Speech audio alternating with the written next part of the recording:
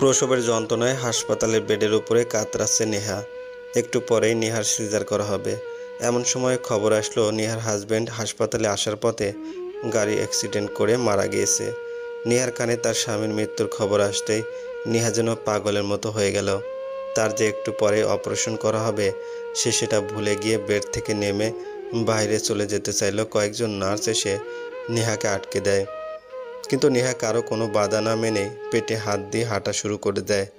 তাড়াহুড়ো করে হাঁটতে গিয়ে নেহার পেটের ব্যথা বেড়ে যেতে থাকে আর নেহা সেখানে ধপাস করে পড়ে যায় ফ্লোরের উপরে। সবাই নেহাকে একা রেখে চলে যায় নেহার হাজবেন্ডের বাসায়। এদিকে নেহার অবস্থা খারাপ হয়ে যেতে থাকে। তখন ডাক্তার নেহার বাড়ির লোকজনের খোঁজ করলে কাউকে না পেয়ে নেহার অপারেশনের কাজ বন্ধ করে দেয়। এদিকে নেহা প্রসব যন্ত্রণায় ছটফট করতে থাকে। একটু পরে নেহার শ্বশুর বাড়িতে ফোন দেয় ডাক্তার। নেহার শ্বশুর ফোন রিসিভ করে। রোগীর সাথে কোনো লোকজন কেউ নাই কেন? আপনাদের রোগীর অবস্থা খুব খারাপ, ইমিডিয়েট অপারেশন করাতে হবে, না হলে দুজনের একজনকেও বাঁচানো যাবে না। আর রোগী ফ্লোরের উপরে পড়ে আছে, অবস্থা খুব খারাপ, তাড়াতাড়ি কেউ আসুন, অপারেশন শুরু করতে হবে। ডাক্তার, আমার ছেলে মারা গিয়েছে, সবাই এখানে। আমার ছেলেটা তার সন্তানের মুখ না দেখে দুনিয়া ছেড়ে চলে গেছে। আমি শুনেছি, আসলে আপনাদের পরিস্থিতি আমি বুঝতে পারছি, কিন্তু রোগীর বাড়ির লোকজন না থাকলে আমরা অপারেশন শুরু করতে পারছি না। আবার রোগী পড়ে গিয়ে পেটেও আঘাত পেয়েছে, দেখুন যা করার তাড়াতাড়ি করুন। ডাক্তারের মুখে এমন কথা শুনে নেহার শ্বশুর জামাল সাহেব বুঝতে পারছে না কি করবে। একদিকে ছেলের লাশ, অন্যদিকে ছেলের বউ, সে কোন দিকে যাবে? এসব ভাবতে ভাবতেই জামাল সাহেবের বুকের ব্যথা শুরু হতে থাকে আর তিনি সেখানে স্ট্রোক করে মারা যায়। আর তিনি ধপাস করে ফ্লোরে পড়ে যায়। মিজান সাহেবের পড়ে যাওয়ার শব্দ শুনে সবাই মিজান সাহেবের কাছে চলে আসে। এসে দেখে মিজান সাহেবও মারা গিয়েছে। এবার চারদিকে কান্নার ঢল পড়ে যায়। অন্যদিকে নেহার মা হাসপাতালে পৌঁছে যায়। ডাক্তার এসে বলে, আপনি রোগীর কি হন? আমি ওর মা। আচ্ছা শুনুন, আপনার মেয়ের অবস্থা খুব খারাপ, ইমিডিয়েট অপারেশন শুরু করতে হবে। শুরু করুন। ঠিক আছে, এখানে একটা সিগনেচার করে দিন। কিসের সিগনেচার ডাক্তার? অপারেশনের সময় যদি রোগীর কিছু হয়ে যায় তার জন্য আমরা দায়ী না। আমরা আমাদের মতো চেষ্টা করব, বাকিটা আল্লাহর ইচ্ছে। তাড়াতাড়ি সিগনেচার করে দিন, রোগী ব্যথায় চটপট করছে। তারপর নেহার মা সিগনেচার করে দেয়। ডাক্তার অপারেশন করতে শুরু করে আর নেহার আম্মু বাইরে দাঁড়িয়ে থাকে। অন্যদিকে বাপ ছেলে দুজনের শেষ বিদায়ের আয়োজন করা হলো। একসাথে দুইটা লাশ। নেহার শাশুড়ি একটু পরপর জ্ঞান হারিয়ে ফেলছে। নেহাকে এখনও জানানো হয়নি তার শ্বশুরের মৃত্যুর খবর। বাবা ছেলের জানাজা শেষ করে দাফন কাজ শেষ করা হলো। দাফন কাজ শেষ করে সবাই বাসায় ফিরে আসলো। এদিকে নেহার অপারেশন শেষ করে ডাক্তার বেরিয়ে আসলো। নেহার আম্মু রাহেলা বেগম ডাক্তারের কাছে গিয়ে বলল, ডাক্তার, চিন্তার কোনো কারণ নেই, আপনার একটা ফুটফুটে নাতনি হয়েছে আর বাচ্চা আর মা দুজনে ভালো আছে, আলহামদুলিল্লাহ। কিছুক্ষণের মধ্যে রোগীকে কেবিনে শিফট করা হবে, তখন দেখা করতে পারবেন। রাহেলা বেগম ফোন হাতে নিয়ে তার স্বামী জামশেদ আলীর কাছে ফোন দিল। জামশেদ আলী হাসপাতালে আসতে পারে নাই, কারণ তিনি নেহার শ্বশুর বাড়িতে আছে। রাহেলা বেগম তার স্বামীকে ফোন দিয়ে খুশির খবরটা দিল। একদিকে খুশি, অন্যদিকে দুঃখের হাহাকার। জামশেদ আলী নেহার শাশুড়ির কাছেও যেতে পারছে না, কারণ তিনি সদ্য বিধবা। জামশেদ আলী একটা মহিলাকে দিয়ে খবরটা পাঠালেন, কিন্তু নেহার শাশুড়ি খবরটা পেয়েও খুশি হতে পারলেন না। কি করে খুশি হবেন যেখানে একদিনে তার স্বামী সন্তানকে হারালো? এইদিকে নেহাকে কেবিনে শিফট করা হলো। নেহার পাশে নেহার মেয়েকে রাখলো। নেহা তার মেয়ের দিকে তাকিয়ে কান্না করে দিল। একটু পরে নেহার আম্মু কেবিনে আসলো নেহাকে দেখার জন্য। নেহার আম্মু নেহার পাশে এসে বসলো। এসে দেখে নেহা কান্না করছে। নেহার আম্মু নেহার মাথায় হাত বুলিয়ে দিয়ে বলল, মারে, কান্না করিস না, তোর আর তোর মেয়ের ভাগ্যটাই খারাপ। এসব কি করে হলো মা? আমার শ্বশুর শাশুড়িকে খবর দিয়েছেন? নেহার মুখে নেহার শ্বশুরের কথা শুনে নেহার আম্মু কান্না করে দিল। কি হয়েছে? কিছু না বলে কান্না করছো কেন? মারে, কিভাবে যে বলি, কি হয়েছে সেটা বলো আমাকে। তোর শ্বশুরও আর নেই, সেও মারা গেছে। মানে কি বলছো এসব? পাগল হয়ে গেলে নাকি? সত্যি বলছি মা। তারপর নেহাকে সব কিছুই বলল। নেহার আম্মু কথা শুনে নেহা আরও কান্নায় ভেঙে পড়ে। নেহার আম্মু বলল, মারে, এভাবে কান্না করিস না, তুই এমনিতে অসুস্থ, আরও অসুস্থ হয়ে পড়বি, সব ঠিক হয়ে যাবে। এই ঘটনার পরে 15 দিন কেটে গেল। নেহার মা আর নেহার বাবা সব সময় নেহার পাশে ছিল। নেহা এখন অনেকটা সুস্থ হয়েছে। নেহাকে নিয়ে চলে গেল নেহার শ্বশুরবাড়ি, সাথে জামশাদ আলী আর রাহেলা বেগমও গেল। নেহার শাশুড়ি নেহার বাচ্চা মেয়েকে কোলে নিয়ে অঝরে কান্না করতে থাকে। জামশেদ আলী নেহার শাশুড়িকে সান্ত্বনা দিয়ে বলল, সব ঠিক হয়ে যাবে, কান্না করবেন না। আমাদের সবাইকে একদিন এই দুনিয়ায় মায়া ত্যাগ করে চলে যেতে হবে। কিন্তু তিনি কান্না করতে থাকে। একটু পরে নেহার মেয়েকে নেহার কোলে ফিরিয়ে দিয়ে বলল, দোয়া করি ভালো থেকো তোমরা। বিআই সাহেব, একটা কথা বলার ছিল। বলুন। আপনারা বৌমাকে আর আমার নাতনিকে নিয়ে চলে যান। আমার বাসায় থাকলে ওরাও না খেতে পেরে মারা যাবে। যেখানে আমি কি খাবো সেটার কোনো ঠিক নাই। আমি চাই না ওরাও আমার মতো কষ্ট করুক। আপনি ওদের নিয়ে চলে যান বিআই সাহেব। নেহা বললেন, মা আপনি একা একা কিভাবে থাকবেন? আমি থাকতে পারবো মা, তুমি চলে যাও আর আমার নাতনিটাকে দেখে রেখো। নেহার শাশুড়ির দিকে বিদায় নিয়ে সবাই নেহার বাপের বাড়িতে চলে গেল। তারপর কেটে গেল 1 বছর। 1 বছর পর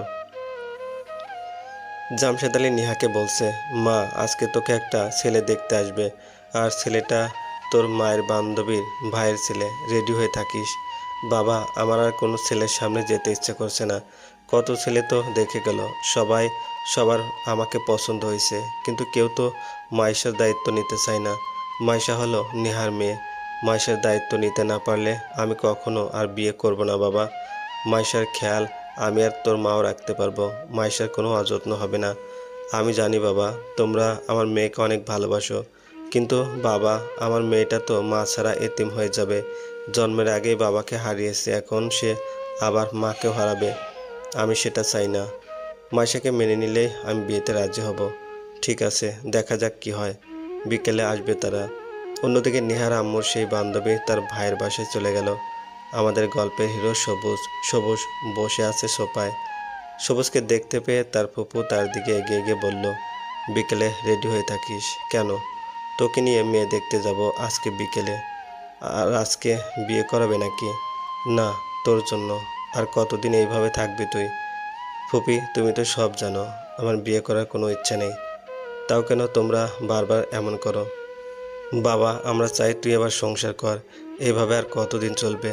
মাকে তো অনেক দিন আগেই হারালি। এখন তোর বাবার যদি কিছু হয়ে যায় তখন তুই তো আরও একা হয়ে যাবে। সবুজ মেয়েটা খুব ভালো, আর তোর না বাচ্চা খুব পছন্দের। তার একটা ফুটফুটে মেয়ে আছে, খুব সুন্দর। এই দেখ মেয়েটার ছবি। সবুজের ফুপি তার দিকে মোবাইলটা এগিয়ে দিল, আর মেয়েটার ছবি দেখে খুব ভালো লেগে গেল। সবুজ বলল, আচ্ছা ঠিক আছে, আমি জানি তুই আমার কথা ফেলবি না। এখন তাহলে উঠি, আমরা বিকালে যাব ওই বাড়িতে। আচ্ছা। তারপর ফুপি চলে গেল। দেখতে দেখতে বিকাল হয়ে গেল। সবুজ সহ সবাই মিলে চলে গেল নিহাদের বাসায়। সবাই নিজেদের মধ্যে পরিচয় হয়ে নিল। একটু পরে নিহার আম্মু নিহার মেয়ে মাইশা চলে আসলো তাদের কাছে। ছবিতে যেমন মিষ্টি লাগছিল, বাস্তবে মেয়েটা আরও বেশি মিষ্টি। সবুজ মাইশার দিকে তাকাতেই মাইশাও সবুজের দিকে তাকিয়ে একটা মিষ্টি করে হাসি দিল। একটু পরে নিহার সবার জন্য চা নিয়ে আসলো। সবাইকে চা দিয়ে নিহার সবার সামনে বসলো। সবুজের আব্বু নেহাকে কিছু প্রশ্ন করলো, আর নেহা সব প্রশ্নের উত্তর দিয়ে দিল। নেহাকে সবার পছন্দ হয়েছে, আর সবুজ নেহার দিকে ভালোভাবে তাকাওলেও না। সবুজের নজর ছিল মাইশার দিকে। মেয়েটা এত মিষ্টি যে চোখ সরাতে পারছে না। নেহা বলল, আমার ওনার সাথে একটু কথা ছিল। বলতে পারো, সমস্যা নেই। তোমাদের মধ্যে কথা থাকতেই পারে, যাও তোমরা আলাদাভাবে কথা বলে আসো। এবার নেহা সবুজকে নিয়ে নেহার রুমে চলে গেল। সবুজ নেহার রুমে গিয়ে দেখে রুমটা খুব সুন্দর করে গুছিয়ে রেখেছে। সবুজ গিয়ে খাটের উপরে চুপচাপ বসে রইল। নেহা সবুজকে বলল, আপনাকে আলাদাভাবে ডেকে আনার কারণটা হচ্ছে, আপনি আমাকে বিয়ে করতে চাইলে আমার মেয়েকে মেনে নিতে হবে।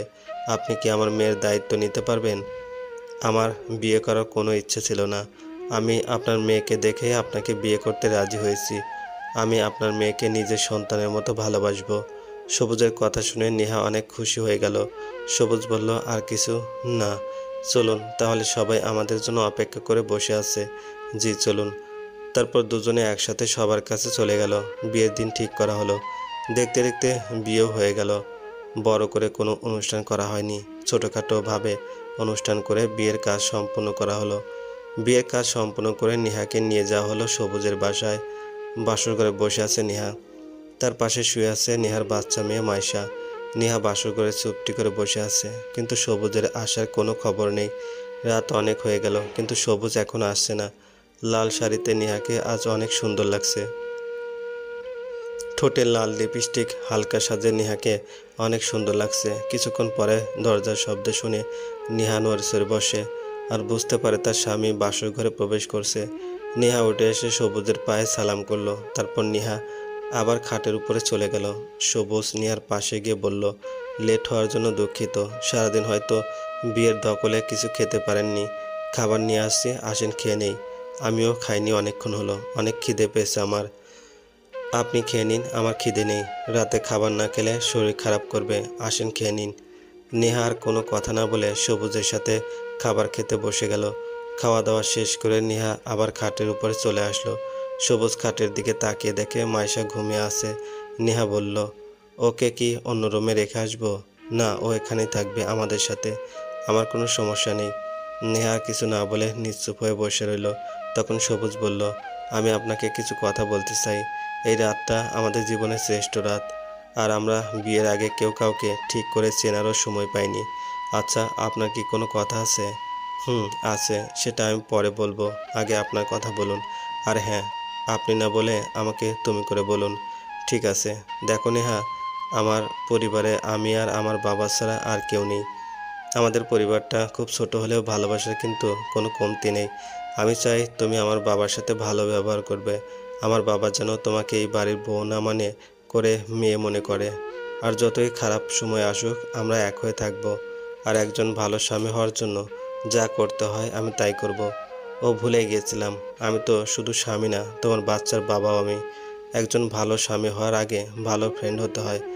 আমি আমার সবটা দিয়ে তোমাদের ভালো রাখার চেষ্টা করব ইনশাল্লাহ। সবুজের কথা শুনে নেহার মন খুশিতে ভরে গেল। নেহা বলল, আচ্ছা, আমাদের যখন বাচ্চা হবে তখনই আমার মেয়েটা অবহেলিত হয়ে যাবে। কারণ আর যাই হোক, কোনো মানুষ তার রক্তের কাউকে ছাড়া অন্য কাউকে এতটা ভালোবাসে না। নেহার কথা শুনে সবুজ চুপ হয়ে গেল। চুপ থাকার কারণটা নেহা বুঝতে পারেনি। হয়তো আপনিও বুঝতে পারেন নাই, গল্পের সাথে থাকুন, বুঝতে পারবেন। নেহা সবুজকে চুপ হয়ে থাকতে দেখে নেহা ভাবছে তার কথা সবুজের কাছে হয়তো খারাপ লাগছে। তাই নেহা আবার বলল, সরি, আমি ওইভাবে বলিনি। সরি বলার কিছু হয়নি। তাহলে চুপচাপ হয়ে আছেন কেন? এমনি। আচ্ছা চলুন ছাদে যাই, আজকের আকাশটা খুব সুন্দর। মাইশা, ও তো ঘুমিয়ে আছে, আর আমরা কিছুক্ষণের মধ্যেই চলে আসব। আচ্ছা ঠিক আছে, চলুন তাহলে। এবার দুজনেই ছাদের উপর চলে আসলো। সবুজ নেহাকে সাথে ছাদের এক কোণে চলে গেল, আর দুজনে দাঁড়িয়ে ছাদের দিকে তাকিয়ে রইল। হালকা বাতাসে শরীর যেন শীতল হয়ে আসছে। সবুজ বলল, আকাশটা আজ অন্যরকম লাগছে, কেন জানি, যেন অন্যরকমভাবে সেজেছে আকাশ। নেহা সবুজের দিকে তাকিয়ে একটা মুচকি হাসি দিয়ে বলল, আকাশ দেখতে ভালোবাসেন বুঝি? খুব। যখন খুব খারাপ হয় তখন আমি এখানে আসলে আমার মন ভালো হয়ে যায়, আর চাঁদ দেখতে আমার অনেক বেশি ভালো লাগে। আর এখানে আসলে আমার মনে হয় না আমি একা। কেন? কারণ আমি মনে করি আমার মা আমার সঙ্গে আছে। আপনার মাকে অনেক ভালোবাসেন তাই না? আমার সব আপন লোক আমাকে ছেড়ে চলে যায়। সব মানে কিছু না। ও, তোমার ভালো লাগে না চাঁদ দেখতে? আমি তেমন একটা দেখি না, আজ কেন জানি খুব ভালো লাগছে। শীতল বাতাসে খুব ভালো লাগছে আমার কাছে।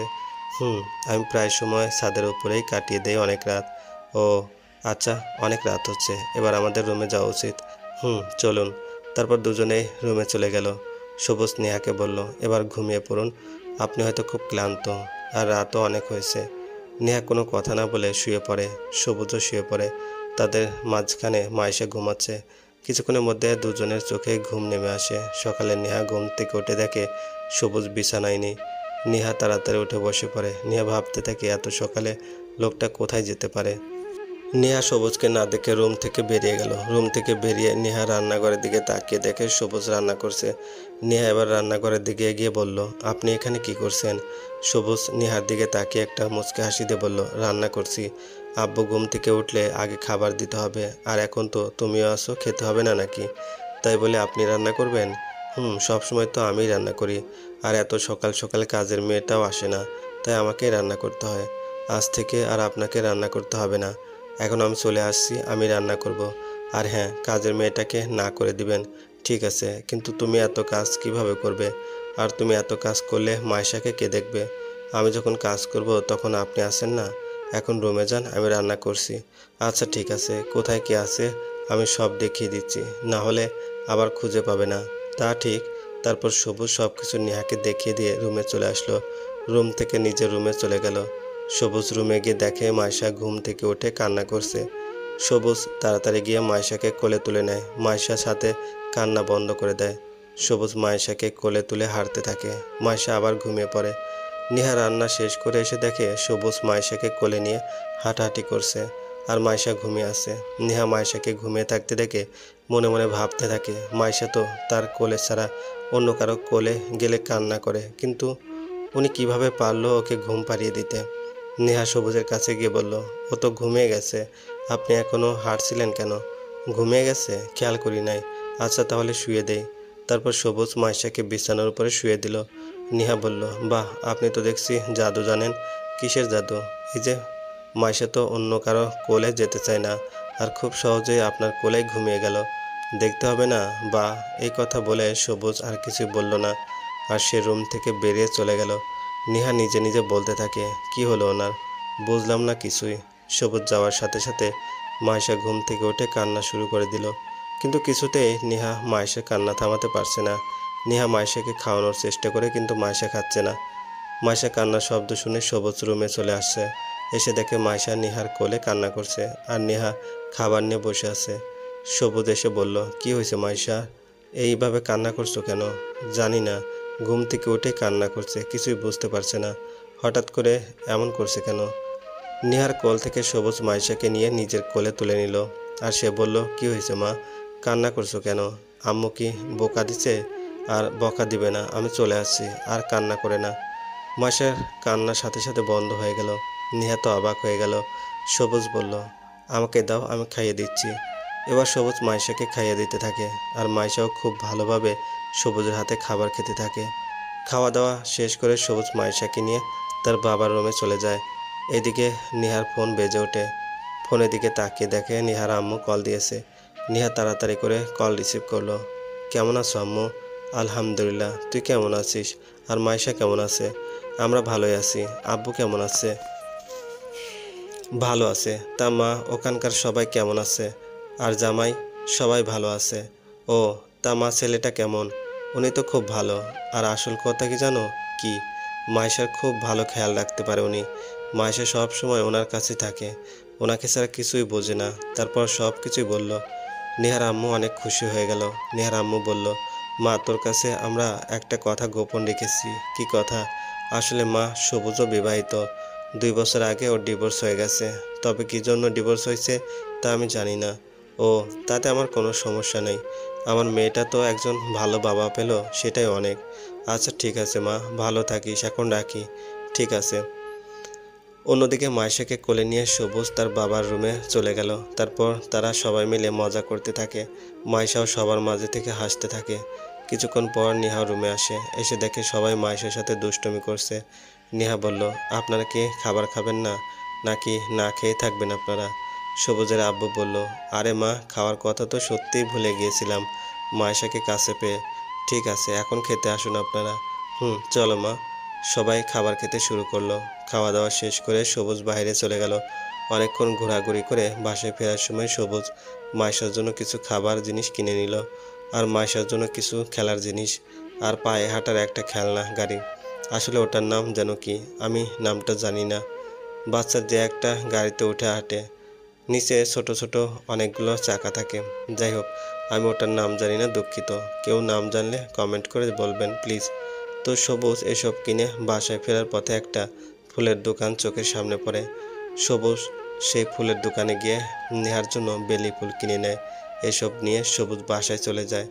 সবুজ বাসায় গিয়ে নিজের রুমে চলে যায়। রুমে গিয়ে দেখে নেহা মাইশার পাশে শুয়ে আছে। নেহা সবুজকে দেখে উঠে বসে গেল, আর সবুজের হাতে এসব দেখে বলল, কি এসব? মাইশার জন্য কিছু খাবার আর ওর জন্য কিছু খেলনার জিনিসপত্র নিয়ে আসলাম। কেন শুধু শুধু এত টাকা অপচয় করতে গেলেন? তেমন কিছু না, তোমার জন্য একটা জিনিস এনেছি। কি জিনিস? এবার সবুজ নিজের পকেটে হাত দিয়ে বেলি ফুলের মালা বের করে নেহার দিকে এগিয়ে দিয়ে বলল, এই মালা তোমার জন্য। সবুজের হাতে বেলি ফুল দেখে অনেক খুশি হয়ে গেল। নিহা সবুজের হাত থেকে ফুল নিয়ে নেয়। দেখতে দেখতে রাত হয়ে গেল। নিহা সবুজের কাছে এসে বলল, আপনার সাথে আমার কিছু কথা ছিল। কি কথা? এখানে না, চলুন আমরা ছাদের উপরে গিয়ে কথা বলি। ঠিক আছে, আপনি যান, আমি একটু পরে আসছি। ওকে। সবুজ ছাদের উপরে গিয়ে নেহার জন্য অপেক্ষা করতে থাকে। অনেকক্ষণ হয়ে গেল কিন্তু নেহা এখনো আসছে না। সবুজ আরও কিছুক্ষণ নেহার জন্য অপেক্ষা করতে থাকে। হঠাৎ কারো পায়ের শব্দ শুনে সবুজ পিছনে ঘুরতেই সে হতবাক হয়ে গেল। সবুজ অবাক হয়ে তাকিয়ে রইল নেহার দিকে। নেহা সবুজের দেওয়া সেই বেলি ফুলের মালা চুলে লাগিয়ে আসছে। নেহা সবুজকে এইভাবে তার দিকে তাকিয়ে থাকতে দেখে একটা মুচকি হাসি দিয়ে বলল, এইভাবে কি দেখছেন? তোমাকে? হা হা হা, এইভাবে দেখার কি আছে? আগে মনে হয় আর দেখেন নাই? আজ প্রথম দেখছেন নাকি? তা না, আসলে তোমাকে অনেক সুন্দর লাগছে আজকে। সত্যি? নেহা আবার একটা দীর্ঘ নিঃশ্বাস ফেলে সবুজের পাশে এসে চুপচাপ দাঁড়িয়ে রইল। সবুজ নেহাকে বলল, তোমার নাকি কি কথা আছে বললে? ও হ্যাঁ, আসলে একটা প্রশ্ন করা ছিল, ঠিকঠাক উত্তর দিতে হবে। দেব। কি প্রশ্ন? আপনার আগে বিয়ে হয়েছে সেটা আপনি আমাকে বলেন নাই কেন? তুমি তো আমাকে জিজ্ঞেস করনি। আর তোমার ফ্যামিলিকে তো বলা হয়েছে। তোমাকে কি তারা বলে নাই কিছু? বিয়ের আগে তো বলে নাই। ও আচ্ছা, কোনো সমস্যা বিয়ে করছি বলে? না, তেমন কোনো সমস্যা নাই। আমি ভাবছি আপনার মতো হাজব্যান্ডকে কেউ কিভাবে ছেড়ে দেয়। আপনি তো অন্যদের মতো না। আপনার মতো হাজব্যান্ড তো লাখে একটা মিলে। যে স্ত্রীর প্রতি এত কেয়ারিং করতে পারে, তার কিভাবে ডিভোর্স হয়ে যায় এটাই বুঝতে পারছি না। নেহা কথা শুনে সবুজের মন খারাপ হয়ে গেল। সবুজ আর কোনো কথা না বলে চুপ করে দাঁড়িয়ে রইল। নেহা আবার বলল, আচ্ছা, আপনাদের মধ্যে কি এমন হয়েছে যার জন্য আপনাদের ডিভোর্স হয়ে গেছে? আমাকে কি সব কিছু বলা যাবে? তুমি আমার স্ত্রী, তোমার কাছে আমি সব বলতে পারি। আসলে নেহা, আমার একটা প্রবলেম আছে। কি প্রবলেম আপনার? আসলে আমি কোনোদিন বাবা হতে পারবো না। আমি বাবা হতে অক্ষম, তাই আমাদের ডিভোর্স হয়েছে। কারণ আমার স্ত্রী চাইতো সে মা হবে, কিন্তু আমার জন্য সে মা হতে পারবে না। তাই আমিও চাইনি আমার জন্য ও মা হওয়া থেকে বঞ্চিত হোক। এতে তো আপনার দোষ নেই। আল্লাহ তো সবাইকে সব কিছু দেয় না। তাহলে তখন আপনার মন খারাপের কারণ এটা ছিল। আমি বুঝতে পারিনি। I am sorry. সমস্যা নেই। আচ্ছা, আমাকে কি সব কিছু খুলে বলবেন? আসলে আমার সব কিছু জানতে ইচ্ছে করছে। আপনাদের মধ্যে সম্পর্কটা কেমন ছিল আমাকে সব বলবেন প্লিজ? ঠিক আছে, বলছি। তাহলে শোনো। ফ্ল্যাশব্যাক। আমাদের পারিবারিকভাবে বিয়ে হয়েছে। আমি আমার বাবার পছন্দে বিয়েতে রাজি হয়েছিলাম। আমাদের মধ্যে কোনো কিছু ভালোভাবে চলছিল না। আমাদের বিয়ের প্রথম রাতেই আমি বাসর করে গিয়ে দেখি আমার স্ত্রী নীলা কারোর সাথে ফোনে কথা বলছে। নীলা আমাকে দেখে ফোন কেটে দেয়। আমি কোনো কিছু মনে করিনি। আমি খাটের উপরে চলে গেলাম। তারপর নীলার সাথে কিছুক্ষণ কথা বলে ঘুমিয়ে যাই। আসলে নীলার নাকি খুব ঘুম পাচ্ছিল, তাই আমিও আর কিছু না বলে ঘুমিয়ে পড়ি। খুব সকালে আমার ঘুম ভেঙে যায়। আমি ঘুম থেকে উঠে দেখি নীলা আমার পাশে নেই। আমি উঠে বেলকনিতে তাকাতে দেখি নীলা ফোনে কথা বলছে। আমি নীলার দিকে এগিয়ে গিয়ে বললাম, কখন উঠলে ঘুম থেকে? নীলা আমার কথা শুনে চমকে ওঠে। তাড়াতাড়ি করে ফোন কান থেকে সরিয়ে বলল, এই তো মাত্র ঘুম থেকে উঠলাম। কার সাথে কথা বলছেন? আম্মু ফোন দিছে, আম্মুর সাথে কথা বলছি। ও আচ্ছা, আমি ফ্রেশ হয়ে আসি। ঠিক আছে। তারপর আমি ফ্রেশ হতে চলে গেলাম। দেখতে দেখতে অনেক দিন পার হয়ে গেল। নীলার সাথে আমার অনেকবার মেলামেশা হয়েছে, কিন্তু আমি একটা জিনিস খেয়াল করতে পারছি, নীলা খুব বেশি ফোনে কথা বলে, যেটা আমার কাছে ভালো লাগে না। আমি জিজ্ঞেস করলে বলে ভাইয়া কল দিচ্ছে, না হলে বলে মা বাবা। আমি ওকে বিশ্বাস করে আর কোনো প্রশ্ন করতাম না। আমি নীলার খুব খেয়াল রাখতাম। অফিসে গেলেও সব সময় ফোন দিয়ে জিজ্ঞেস করতাম খাইছে কিনা। আমার মনে হতো নীলা আমার ফোন পেলে বিরক্ত হয়ে যায়। একদিন দুপুরে লাঞ্চ টাইমে আমি নীলাকে ফোন দিলাম। অনেকবার কল দিলাম, কল বারবার ব্যস্ত দেখাচ্ছে। আমার খুব খারাপ লাগছিল তখন। আমি বারবার ফোন দিচ্ছিলাম। এবার নীলার ফোনে কল ঢুকলো। নীলা ফোন ধরে বলল, কি হয়েছে? ফোন বিজি ছিল কেন? কার সাথে কথা বলছিলে তুমি? আমার চাচাতো ভাই কল দিয়েছে, তার সাথে কথা বললাম। তাই বলে এত সময়? তুমি আমাকে সন্দেহ করছো সবুজ? তোমার কি মনে হয় আমার জন্য কারোর সাথে রিলেশন আছে? আরে আমি তা বলতে চাইনি। আচ্ছা বাদ দাও। খাবার খেয়েছো? না, এখন খাবো। রাখি, আল্লাহ হাফেজ। এই কথা বলে আমাকে আর কিছু বলার সুযোগ না দিয়ে ফোন কেটে দিল। আমাকে একটিবার জিজ্ঞেস করলো না আমি খেয়েছি কিনা। খুব খারাপ লাগছিল তখন। খাবার সামনে থেকেও না খেয়ে উঠে গেলাম। খেতে ইচ্ছে করছে না। অফিসে কাজ শেষ করে বাসার দিকে রওনা দিলাম। বাসার কাছাকাছি যেতে দেখলাম একটা চুরির দোকান। দোকানটা দেখেই নেমে গেলাম। তারপর নীলার জন্য কয়েক জোড়া চুড়ি নিলাম। চুড়ি নিয়ে খুশি মনে বাসায় চলে গেলাম। বাসায় গিয়ে দেখি নীলা খাটের উপরে বসে আছে। আমি চুরিটা লুকিয়ে রাখলাম। নীলার সামনে গিয়ে বললাম, তোমার জন্য একটা গিফট এনেছি। সত্যি? কি গিফট এনেছেন? আগে চোখ বন্ধ করো। আবার চোখ বন্ধ করতে হবে কেন? করতে বলছি করো। ঠিক আছে, করলাম। নেহার হাত ধরে নেহার হাতে চুড়িগুলো পরিয়ে দিলাম আর বললাম, এবার দেখাও। নীলা তাকে দেখে চুড়ি। মানুষ উপহার পেলে যেমন ভাবে খুশি হয় তেমন খুশি আমি নীলার চোখে দেখতে পেলাম না। নীলা বলল, বাহ, খুব সুন্দর তো। পছন্দ হয়েছে তোমার? খুব সুন্দর হয়েছে, ধন্যবাদ। নীলার মুখে এসব শুনে খুব ভালোই লেগেছিল। একটু পরে আমি ফ্রেশ হতে ওয়াশরুমের ভিতর চলে গেলাম। ফ্রেশ হয়ে এসে আমি ডাস্টবিনের দিকে তাকিয়ে দেখি নীলার জন্য কিনে আনা সেই চুড়িগুলো ডাস্টবিনের ময়লার সাথে পড়ে আছে। তখন আমার চোখের পানি টলমল করতে শুরু করলো। আমি খাটের উপরে চুপচাপ মন খারাপ করে বসে রইলাম। একটু পরে নীলা আমার সামনে আসতেই বললাম, কি হলো, তোমার হাত খালি কেন? চুড়ি কই? আসলে আমি চুড়িগুলো আলমারিতে তুলে রেখেছি। ও আচ্ছা। আমি ইচ্ছে করলে বলে দিতে পারতাম, কিন্তু আমি কোনো কিছু বলিনি, কারণ আমি চাই না আমার কোনো কথায় নীলা কষ্ট পায়। রাতের খাবার খেয়ে ঘুমিয়ে পড়লাম। হঠাৎ করে ফোনের শব্দ শুনে ঘুম ভেঙে গেল। দেখলাম নীলার ফোনে কল এসেছে। আমি ঘড়িতে তাকিয়ে দেখি রাত 3টা বাজে। এত রাতে কে কল দিতে পারে? নীলার ফোনের দিকে তাকিয়ে দেখলাম ওর বাসা থেকে কল দিয়েছে কিনা, কিন্তু না, নাম্বারটা অপরিচিত লাগছে, কারণ নীলার বাসার সব নাম্বার আমি চিনি। নীলার দিকে তাকিয়ে দেখি নীলা গভীর ঘুমে আচ্ছন্ন হয়ে আছে। আমি ফোনটা হাতে নিয়ে রিসিভ করে কানের কাছে নিয়ে আসলাম। আমি ফোন রিসিভ করে কানের কাছে নিয়ে আসতে নীলা আমার থেকে ফোন কেড়ে নিয়ে চলে গেল। আমি হতবাক হয়ে গেলাম নীলার এমন কাজ দেখে। নীলা সাথে সাথে ফোন কেটে দিয়ে ফোন নিজের কাছে রেখে দিল। আমি নীলাকে বললাম, এত রাতে কি কল দিয়েছে নীলা? আরে কেউ না, ঘুমাও তো। তাহলে এইভাবে ফোন কেড়ে নিয়ে যাওয়ার কারণ কি? আরে ঘুমাও তো, কে নাকি কে কল দিয়েছে, আমার ঘুম পাচ্ছে, আমি ঘুমালাম। নীলা এই কথা বলে অন্যদিকে ফিরে ঘুমিয়ে পড়ে। আমার কেন জানি সারা রাত ঘুম আসেনি। ঘুমানোর অনেক চেষ্টা করেও আমি ঘুমাতে পারলাম না। দেখতে দেখতে সকাল হয়ে গেল। সকালে ঘুম থেকে উঠে কিছু না খেয়ে অফিসে চলে গেলাম, কিন্তু নীলা আমার কোনো খোঁজ নিল না। দেখতে দেখতে অনেক দিন পার হয়ে গেল। আমাদের বিয়ের প্রায় 1 বছর ছুঁই ছুঁই। আমি অফিসের কাজ শেষ করে বাসায় এসে মাত্র বসলাম, এমন সময় নীলা আমার কাছে এসে বলল, কাল তুমি আমার সাথে হাসপাতালে যাবে। কেন, কি হয়েছে? তোমার শরীর খারাপ নাকি নীলা? না, কাল তোমার একটা টেস্ট করাবো। কিসের টেস্ট? আমাদের বিয়ের প্রায় 1 বছর হতে চলছে, আমি কেন এখনো মা হতে পারছি না? সন্তান তো আল্লাহর দেওয়া নিয়ামত, সময় হলে ঠিকই হবে, একটু অপেক্ষা করো। আমি আর পারছি না, আমার মনে হয় তোমার কোনো সমস্যা আছে। তুমি আমার সাথে কাল ডাক্তারের কাছে যাবে। এত কিছু আমি জানি না। আচ্ছা ঠিক আছে, আমি যাব। এই কথা বলে আমি ঘুমিয়ে পড়লাম। সকালে ঘুম থেকে উঠে দেখি নীলা আমার আগে ঘুম থেকে উঠে রেডি হয়ে আছে। আমি ঘুম থেকে উঠে ফ্রেশ হয়ে নীলার সাথে হাসপাতালে গিয়ে টেস্ট করে আমি আমার অফিসে চলে গেলাম। অফিসের কাজ শেষ করে আমি বাসায় এসে দেখি নীলা বসে আছে। আমি নীলার কাছে গিয়ে বললাম, কি রিপোর্ট আসছে? এখনও আসে নাই, কাল আসবে। আচ্ছা, আমি অফিসে যাওয়ার সময় নিয়ে নেব, তোমার আর কষ্ট করে যেতে হবে না। না, আমি গিয়ে নিয়ে আসবো। তুমি সোজা অফিসে চলে যাবে আর আমাকে হাসপাতালের সামনে নামিয়ে দেবে। আচ্ছা ঠিক আছে। রাতে খাওয়া দাওয়া শেষ করে ঘুমিয়ে পড়লাম। সকালে ঘুম থেকে উঠে নীলাকে নিয়ে বের হয়ে গেলাম। নীলাকে হাসপাতালের সামনে নামিয়ে দিয়ে আমি অফিসে চলে গেলাম। নিজের অফিসে গিয়ে কাজ শুরু করে দিলাম, কিন্তু আজ কাজে মন দিতে পারছি না। খুব চিন্তা হচ্ছে রিপোর্টে কী আসলো। এবার নীলাকে ফোন দিলাম, কিন্তু নীলার ফোন ওয়েটিং। আর ফোন না দিয়ে নিজের কাজে মনোযোগ দেওয়ার চেষ্টা করলাম। অফিসে কাজ শেষ করে বাসায় চলে গেলাম। বাসায় গিয়ে দেখি নীলা বসে আছে। আমি নিজের কোটের বোতাম খুলতে খুলতে বললাম, রিপোর্ট আসছে নীলা। এই কথা বলতেই নীলা আমার দিকে রিপোর্টের খামসহ আমার দিকে ছুঁড়ে মারল। আমি হতবাক হয়ে গেলাম নীলার এমন আচরণে। আমি রিপোর্টে বের করে দেখি রিপোর্টে আমার সমস্যা আছে। আমি বাবা হতে অক্ষম। নিজের অজান্তেই আমার চোখ দিয়ে দুফোঁটা পানি বের হয়ে গেল।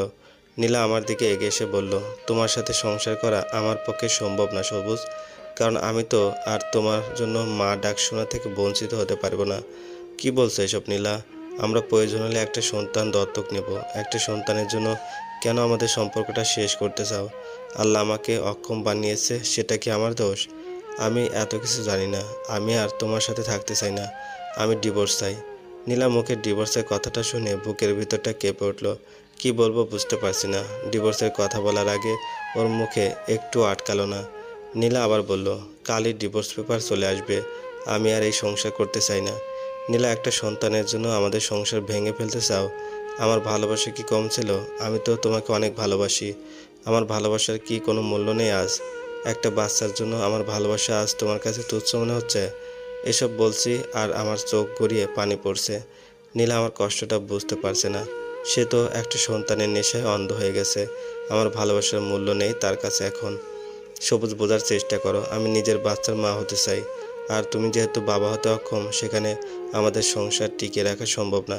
ঠিক আছে, আমার আর কিছু বলার নেই। আমি চাই না তুমি আমার জন্য মা হওয়া থেকে বঞ্চিত হও। আমি ডিভোর্স পেপারে সিগনেচার করে দেব। নীলা আর কোনো কথা না বলে খাটের উপরে গিয়ে শুয়ে পড়ে। আমি ছাদের উপরে চলে গেলাম। চিৎকার দিয়ে কান্না করতে ইচ্ছে করছে, কিন্তু আমি পারছি না। ছাদের এক কোণে দাঁড়িয়ে কান্না করছি। নিজের কাছেই আজ নিজেকে বড্ড বেশি অসহায় লাগছে। নীলার বলা কথাগুলো বারবার কানের মধ্যে বেজেই চলেছে। কিছুক্ষণ পরে আমি নিজের রুমে চলে গেলাম। রুমে গিয়ে দেখি নীলা ঘুমিয়ে আছে। নীলার দিকে তাকিয়ে রইলাম আর চোখ দিয়ে অঝরে পানি পড়ছে। নিজের চোখের পানি মুছে আমি নীলার পাশে এসে শুয়ে পড়লাম। সকালে চোখ খুলে দেখি নীলা ব্যাগ গুছিয়ে রেডি হচ্ছে। আমি নীলাকে বললাম, নীলা, তুমি কি সত্যি চলে যাবে? হ্যাঁ, টেবিলের উপরে ডিভোর্স পেপার রাখা আছে, আমি সিগনেচার করে দিয়েছি। তোমার যখন ইচ্ছা হবে সিগনেচার করে আমার বাসায় পাঠিয়ে দিও। ভালো থাকবে। আমি আসি, আল্লাহ হাফেজ। এই কথা বলে নীলা নিজের ব্যাগ নিয়ে আমার রুম থেকে বের হয়ে চলে গেল। খুব কষ্ট হচ্ছিল আমার। ইচ্ছে করছিল নীলাকে আটকাতে, কিন্তু আমি পারছি না। নীলা যাওয়ার সময় একটিবারও পিছনে ফিরে তাকায়নি। আজকে আমার কান্না দেখার মতো কেউ নেই। ফ্ল্যাশব্যাক থেকে বাস্তবে ফিরে আসি এবার। নেহাকে কথাগুলো বলতে বলতে নিজের চোখ দিয়ে পানি বের হয়ে গেল, কখন বুঝতেই পারিনি। আমার এইসব কথা শুনে নেহার চোখেও পানি চলে আসলো। নেহা আমার দিকে এগিয়ে এসে আমার চোখের পানি মুছে দিয়ে বলল, তারপর কি আর তার সাথে যোগাযোগ করেন নাই? আমি অনেকবার নীলার খোঁজ নিয়েছিলাম, শুনেছি অন্য কাউকে সে বিয়ে করে নিয়েছে। তারপর থেকে আর কোনো যোগাযোগ হয়নি। জানি ও হয়তো এখন অনেক ভালো আছে, স্বামী সন্তান নিয়ে। আসলে খুব খারাপ হয়েছে আপনার সাথে। এটা নীলা না করলেও পারতো। নীলা আপনার ভালোবাসা বুঝতে পারেনি। একটা সন্তানের জন্য কাউকে এইভাবে ছেড়ে চলে যায় না। অনেক মানুষ আছে যাদের সন্তান হয় না, তারা তো এইভাবে কাউকে ছেড়ে চলে যায় না। হয়তো ছেড়ে যাওয়ার জন্য অন্য কোনো কারণও ছিল, কিন্তু আমি সেটা বুঝতে পারিনি।